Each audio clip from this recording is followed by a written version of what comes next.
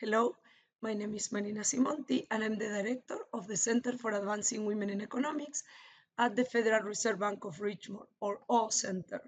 I'm very excited to be here at the Society of Computational Economics to think about how to best support the career of women economists. Let me start a little bit before going into the details about why this makes sense. Why do we think we need to support women's careers in particular? So, as all of you know, economists have a huge influence in the behavior of households and firms. Moreover, we also affect public discourse when we talk about different potential policies that can be implemented. We can even affect election outcomes with our research and opinions. Another thing we do more directly is we play a key role in advising policymakers. So, for example, I'm at the Fed, so we advise the president of the Fed, who in turn goes to the FOMC meeting to decide on monetary policy. So, in the Fed, how do we do this? Well, we keep policymakers up to date with frontier research. We analyze data, we develop and simulate models to study policy counterfactuals. Now, if you think about what ingredients we are going to put in the model, these are not coming out of the box or necessarily only about what other people have done. Every time we think about what is an important ingredient in the model, we feed on our past experiences, which in turn determine how we are going to model an economy.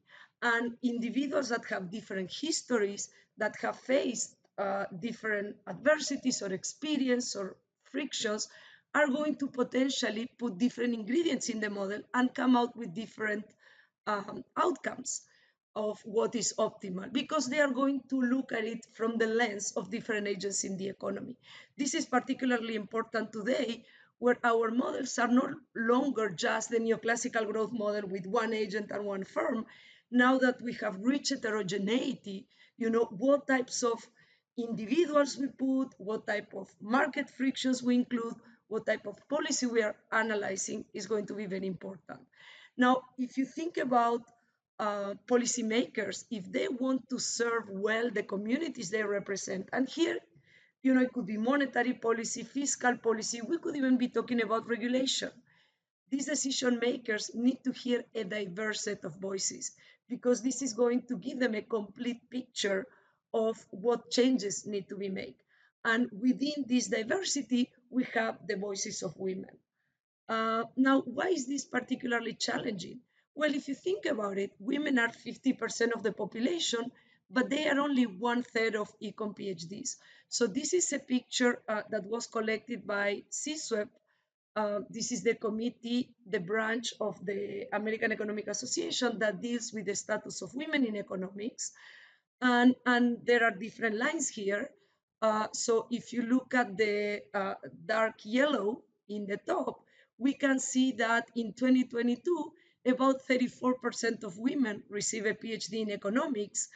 The blue line is the percentage of all assistant professors that are women, and this was about 33%. Now, when we go to women that have gotten tenure, the number goes down. And among all associate professors, so among all the people that have gotten tenure, only 27% are women. Now, you may think, well, maybe there's more attrition between women and men. Actually, the attrition of people that, drop out PhDs or drop out of getting into the career is about the same, but for some reason, women don't make it to the first step in the ladder. A much smaller proportion of our associate professors are women. If we go to full professors, the number is even more striking. Only 80% of full professors are women, and this is what is known as the leaky pipeline in academia. Now, is this only in academia, or does this happen also in governmental agencies? So with a group of researchers at the Federal Reserve Bank of Richmond, Arantxa Jarque and Akeisha Wyckoff, we collected information about the feds, and we took all the researchers in the Fed and all the people that have PhDs that are in non-research positions. Here we are thinking people with PhDs that are doing policy, and we computing the percentage of women. And we compare these to the percentage of women that are in research versus non-research positions in universities. So what do we think of as a research position? These are the two bars here.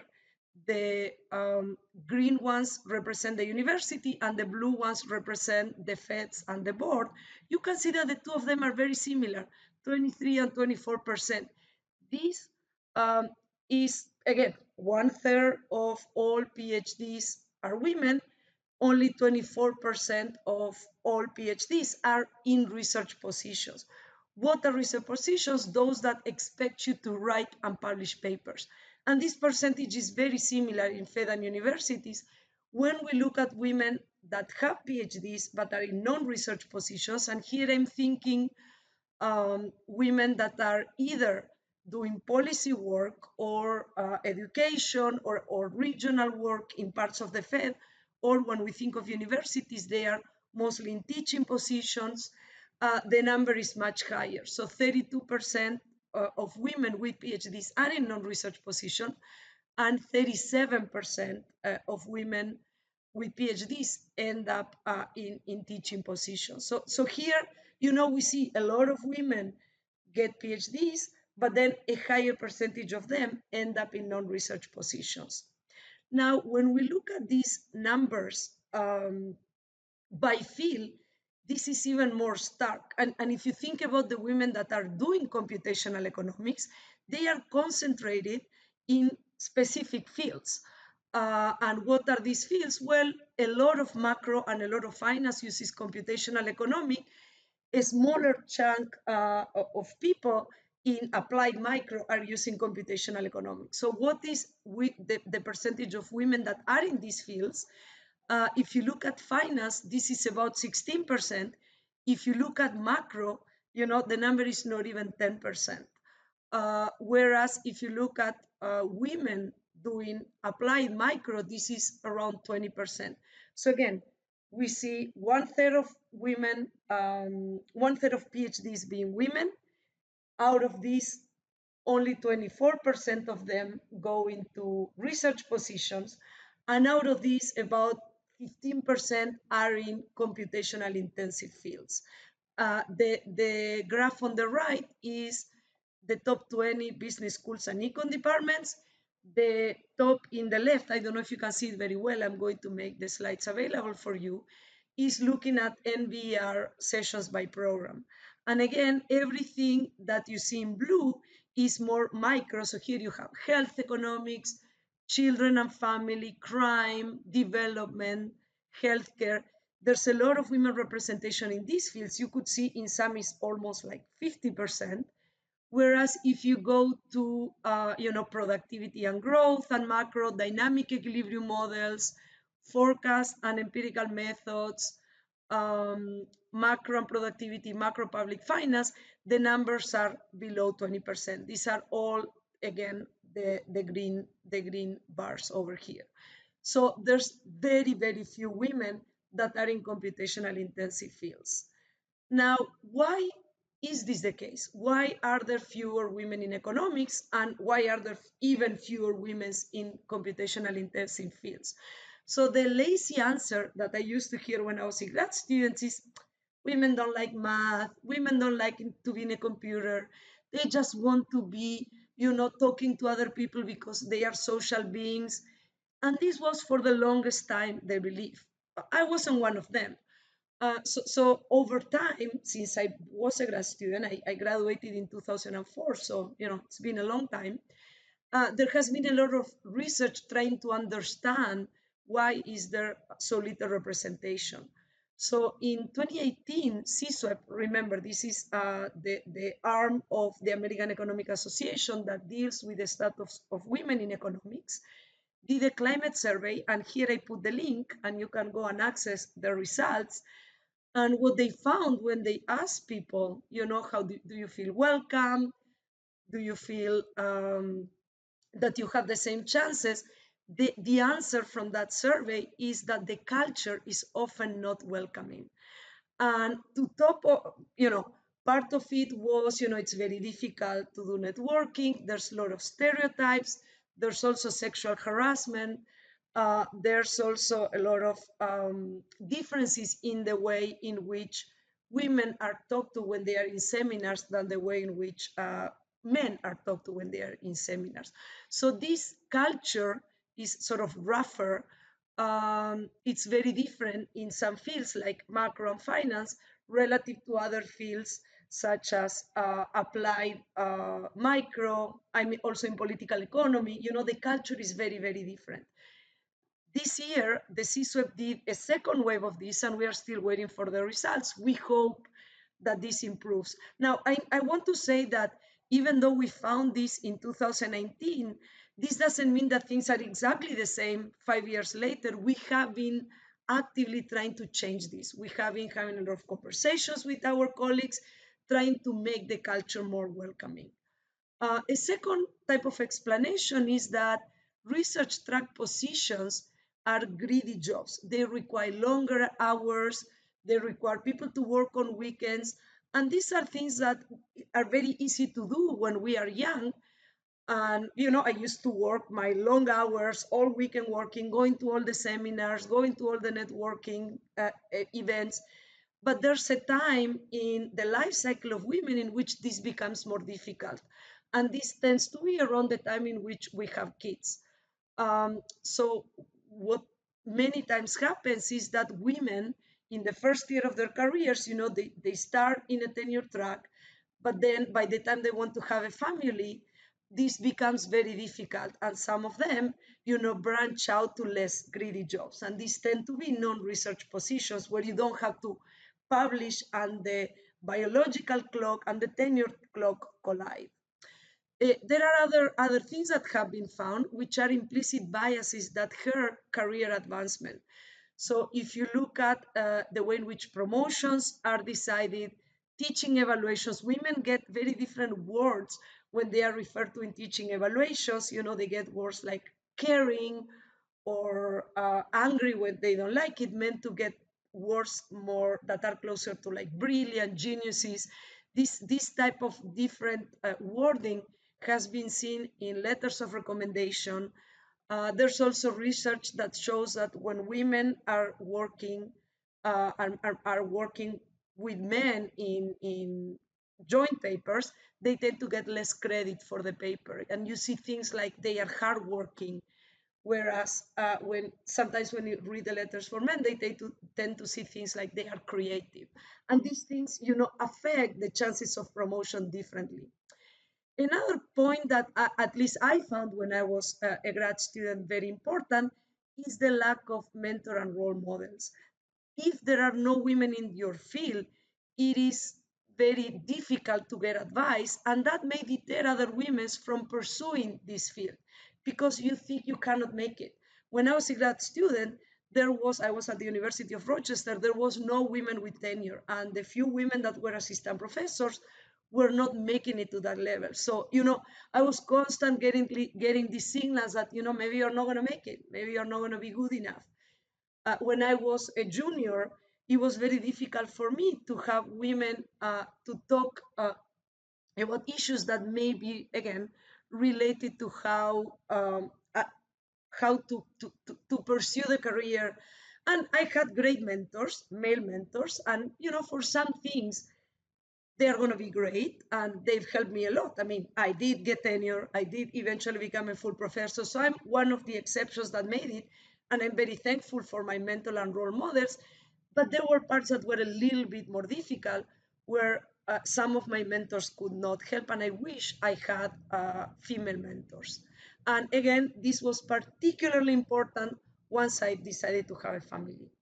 Another thing that I found very, very difficult to do when I was a grad student, and there's research showing this also, is difficulties in networking. So for example, when I was a grad student and I would go to a conference, the way in which networking happened was on a soccer game, and I did not play soccer. So a lot of the conversations about papers, a lot of the after talking seminars happened in this environment in which I basically had no access to. A lot of it was, again, over beers. And, when I was young, that was very easy to do. As I got older, maybe going for drinks wasn't the easiest way for me to participate. Over time, this thing has changed. Networking opportunities have become much more inclusive, but we still sort of have some ways to go. Another thing that we've noticed happen to women, and again, there's research about this. I need to put some links here. I forgot. Is the service burden. So for some reason that I don't know quite what it is, women tend to have difficulty saying no. So they are very overrepresented in committees. And these are not just gender committees, because you could think, there are few women, they tend to be asked to be in committees that try to understand minorities, and then the burden falls on them. No, they are overrepresented on everything. In graduate committee, in the Senate of the university, they have a lot of grad students. They don't say no. And this is also a problem. And last but not least, one thing that becomes very, very difficult is navigating pregnancy and kids. So for the longest time when I was a junior, I was acting as if I was a man. So I was doing all this networking, and I never felt a difference in terms of the things I could do until I had my first kid. And that is when I really hit me on the head, because there was a long period of time where I physically couldn't be productive, where I physically couldn't teach, where I had demands that became extremely difficult for me, where to do, where I had to travel to give a talk, and I was nursing, and that like the whole logistics of that is something that nobody tells you about, but becomes very, very difficult. And because sometimes there are no male role models, you don't know quite what to do, and you make a lot of not smart decisions about it. But this happens to all of us. We just don't talk about it a lot. Okay, so why are there fewer women in economics? Well, because it's a little bit more difficult to be a woman in economics than it is to be a man. Now, what has the profession done? Because I talked about the negatives, but has the profession tried to help? And I must say that since I was a junior, and particularly since the survey, climate survey of 2018, the profession has done a lot, and particularly the Committee for the Status of Women in the Economics. So they have instaurated a lot of policies that are very helpful. For example, before, when I was a junior, if there had been sexual harassment, and I had been sexually harassed, when I was a grad student, I had nowhere to go. Like I could go to a chair, and the chair wouldn't quite know what to do, and then you just kind of had to suck it up. Now there is an ethics committee, there is a person, you can go, you can file a complaint, and this is going to be investigated. There is a process, and bias, and in which there's not going to be consequences that are worse than the sexual harassment itself. So if you ever find yourself in an uncomfortable situation, there are people you can talk to, and you can see, is this bad? Is this really bad?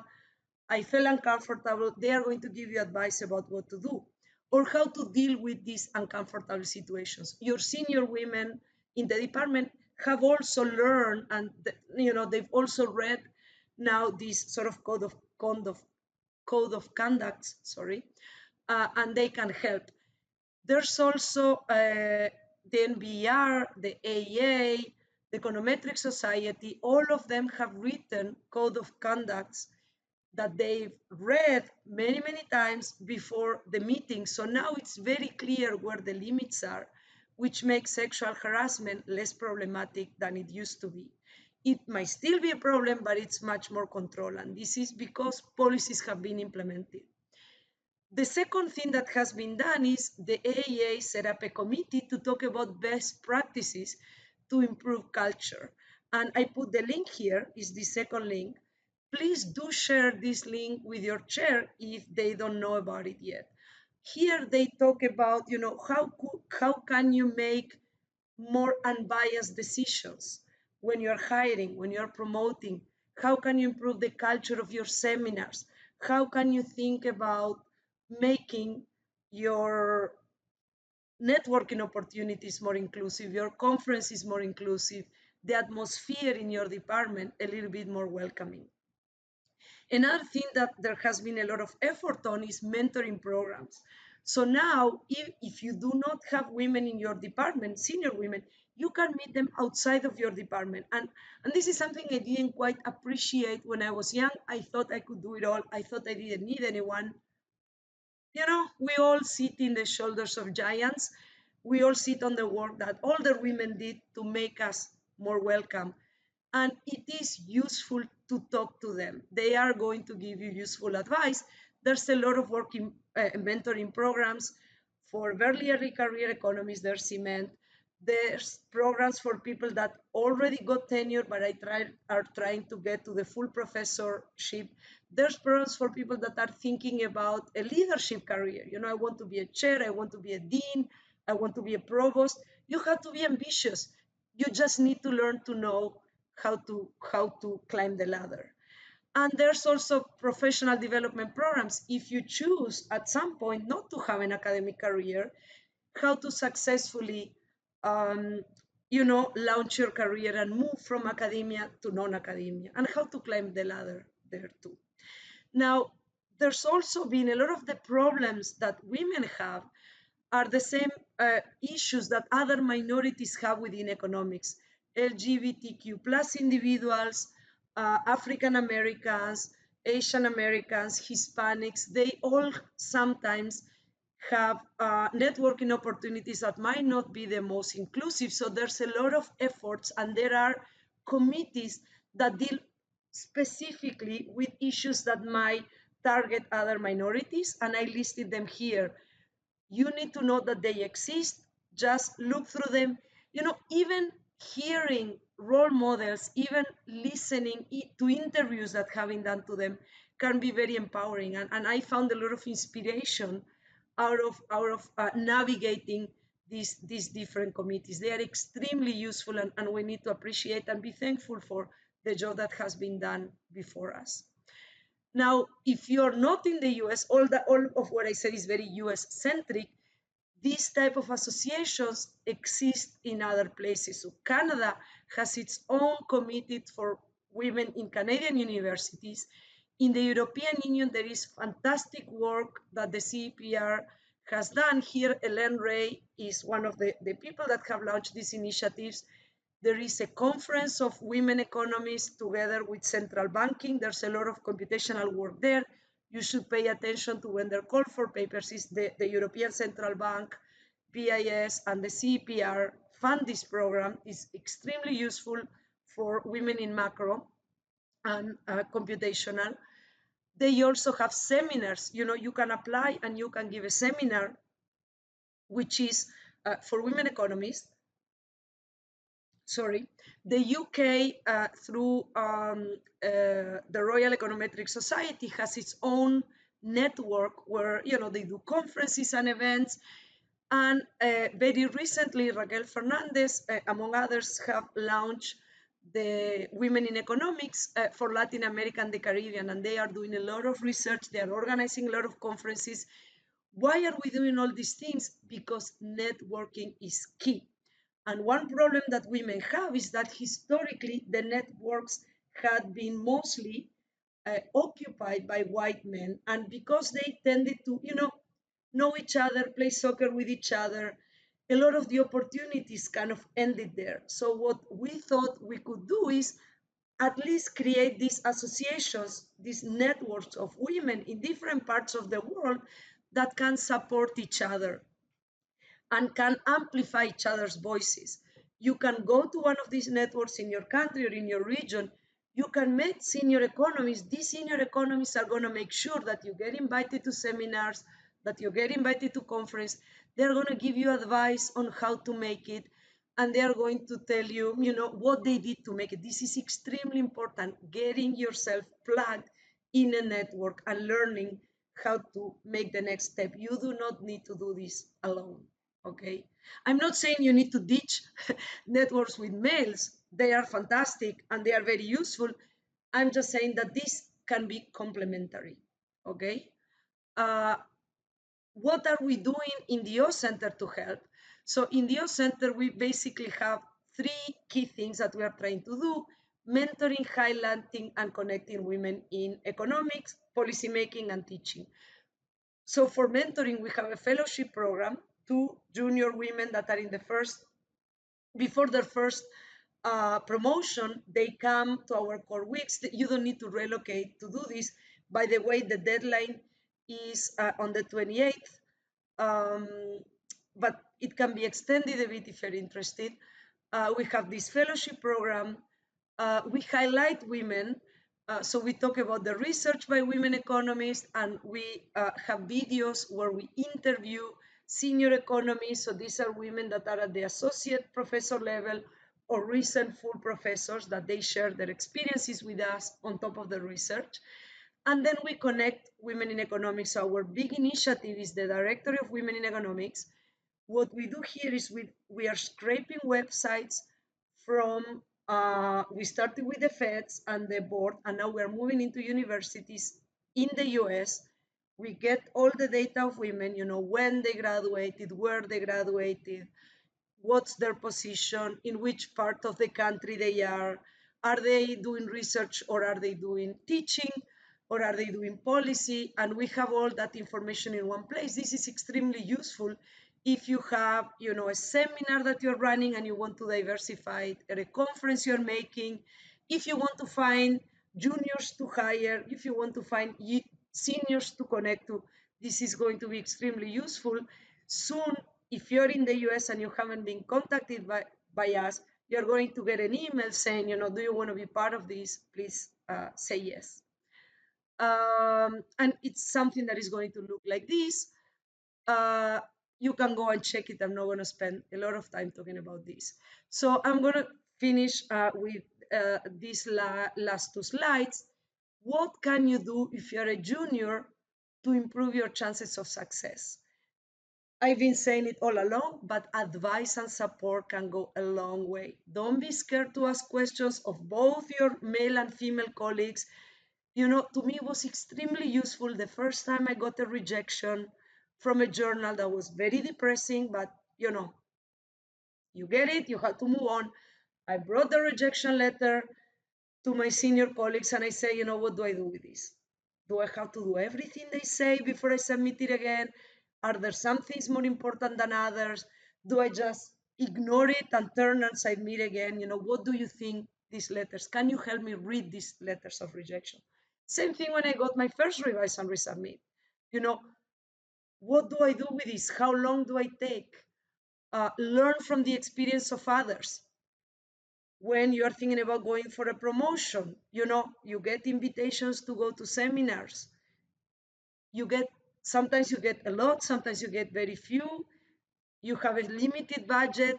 How do you prioritize? What are key conferences and seminars in which you should be at, and which are conferences and seminars that if you say no, they are not going to be career destroyers. We all have limited budget constraints and limited time. You need to prioritize. How to go through revisions. Don't sit on your revisions. Start early, go straight to your revisions, don't waste time. This process is a long process, and if you ever want to have a family, these two things are going to be problematic for you. So you want to front load a lot of the heavy lift. Don't be scared of ask questions and learn from the experience of others. Find your allies, and again, of any gender.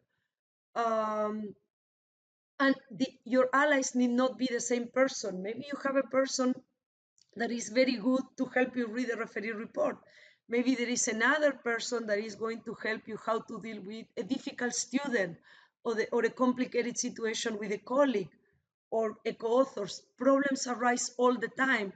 And sometimes you think they are unique to you, but honestly, we all have very similar problems. And the more you talk about it with other people, the more you realize that the type of problems are very, very common. They are the same. So you can learn from others. And you might have your no ally. As I was saying before, learn to say no. Don't get sucked up on committees and service. When the time comes to get tenure or to become a full professor, nobody is going to promote you just because you are a good citizen. At the end of the day, you need to have publications. You need to be in conferences. You need to be an editor. You need to be, out there. You need to be known. Your work needs to be cited. So if you think about your career ladder, you write your papers, you try to get them out in journals, you publicize them so other people cite them, and then eventually you try to become an influential person yourself. First you start refereeing, eventually you become an editor or a conference organizer. These are the things that are going to get you tenure, not necessarily service for your department. Don't get me wrong, service is important and we all need to do it, but you do need to learn to say no. There will be a time when you will be asked to, be in a committee. You always learn from your grad student. It's an awesome experience, and I would strongly suggest you to take grad students. There will be a time where you're going to be asked to be, you know, a graduate director or be in a promotion committee. That's okay, but don't over volunteer because you feel you have to do it. Okay? Look at the room, see, how many people are volunteering. Maybe this is something that need to be decided by the flip of a coin. Learn to say no. And then learn how the publication process works and how to be efficient about it. One of my worst mistakes when I was a junior is I sat 3 years on a revision. This was the dumbest thing I done. I should have gone right away. And why did I did this? I got a revise of resubmit eventually. It was very hard. I was sick of my job market paper. I wanted to do something new. I got excited about other projects. Big mistake. You start something, you need to finish. Persistence is going to get you there. And the process is extremely long. If you're lucky, it's going to be 6 months before your first revision. My first revision, it took 2.5 years. In a clock of 6 years, this becomes very tricky. So don't sit off papers. Publications take a long, long, long time. And the tenure clock is going to collide with your family clock. I know I've said this a lot, but to me, these were the most difficult things to handle as I aged. Now, if you are as I said before, women tend to be penalized for writing with others, so you have to pick your co-authors strategically. On the one hand, we learn a lot by writing with our advisors and with our senior colleagues, and it is true, they teach us how to write. It's more likely that we get a revise if we are writing with a famous senior colleague. Just do this in limited amount, because keep in mind that when the time of tenure comes, if all your papers are with your senior colleagues or with your advisor or with very famous economists, they are going to get more of the credit that you will. So you have to think about this strategically. You have to have some work of your own or with other junior colleagues. Another thing that was very difficult for me, don't be cheap. Once you have a job and you have an income, some expenditures are investment. Learn to outsource and delegate. And, you used to do all the cleaning, all the cooking, all the everything, clean the car, do all these things. You can delegate because now time is very important. Learn about your maternity policies early. This is the one thing I said we made a lot of progress as economists. The one thing we did not make a lot of progress on is design efficiently maternity policies that are uniform across institutions. Some institutions have figured it out, others have no clue because they had no women, so they never had to deal with it. And maybe HR has a policy, but maybe your department has it. Maybe your chair doesn't even know how to apply these policies. Learn how they work, in other departments, make your case, talk about this early, and don't be ashamed of it. It's your right, and it's something you need to discuss very early. As for accommodations when you are traveling, if you already have a family, if you are nursing, a lot of places have nursing rooms.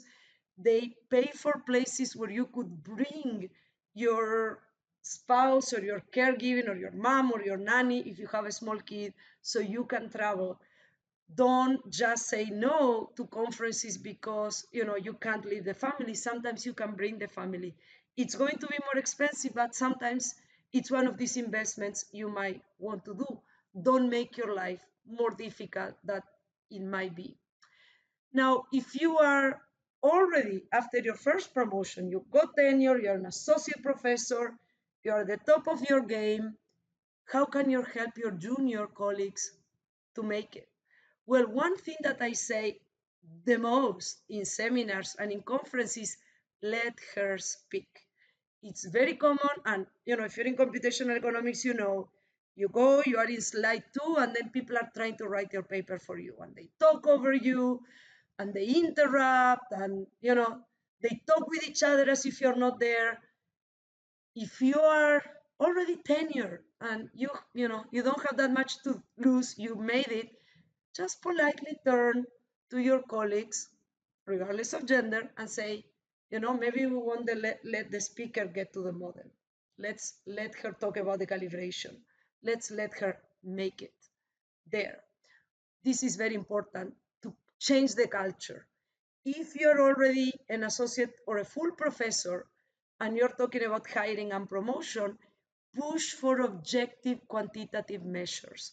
Use rubrics. To me, our best friend when you try to reduce bias is rubrics. You have a spreadsheet, you put all the candidates, and you count beans, publications, top fields, top fives, um, other publications, number of citations, is this person in an editorial role, has this person appeared or organized conferences. These are the things that typically every university looks at. This is going to reduce the network bias effect because it moves the conversation from, oh, it's a cool person, it's fun to be around, it's very active, to this is what this person has done. So it doesn't matter if you're shy, if you talk, if you're aggressive or non-aggressive. This is your work. This is the CV. Always bring back the discussion to the CV. Networking opportunities, as I said, a lot of networking opportunities sometimes are not very friendly to women and some other minorities. Happy hours are late, uh, I love late happy hours before I got pregnant. The moment I got pregnant and I had a big belly, I didn't want to stand. I really wanted to be sitting. You're doing a barbecue, you could choose to do a barbecue at 3 p.m. or at 10 p.m. It doesn't hurt to do it at 3 p.m. or at noon. Why? Because at 8, 9 p.m., a lot of the women in your department that have kids have to take care of the kids. So between 6 and 8, these are not the most inclusive times to do a happy hour or a networking hour or a barbecue. Pay attention to the type of activities. A lot of people play soccer. I'm not saying block soccer. A lot of women play soccer, but maybe have alternatives that are going to be more inclusive. You could make your happy hours in places where people can sit. I mean, again, this is not just women. If people have a disability, this is going to help them too. If they break a leg, this is going to help them too. It's just, as I said before, our experiences shape the way in which we do policy. The policy of how we organize a conference or a seminar, it's something we can influence. So time of day, type of activities, they can really go a long way in including certain people that are not included.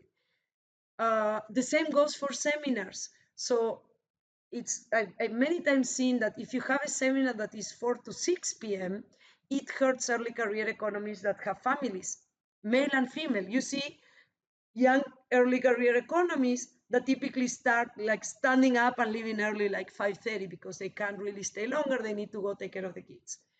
Why? Do the seminar at 1 p.m. organize it differently, think about, how this is going to affect others. And if you're a senior and you are trying to help your juniors, just be there. Make clear that you are there for your juniors. Listen, support. And again, this is regardless of gender, but it's particularly important uh, for women and for minorities just because they face these different barriers.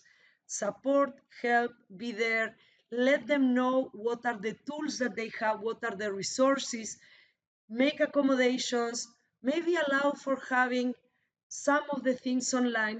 We've learned after the pandemic there are a lot of things we can do working from home. Just try to have some empathy about the stages of life that other people are going through. And this is going to go a long way in making people make it to the next level and not drop out. Okay, I hope this was helpful. I'm sorry I couldn't be there, and I hope to see you around. Bye.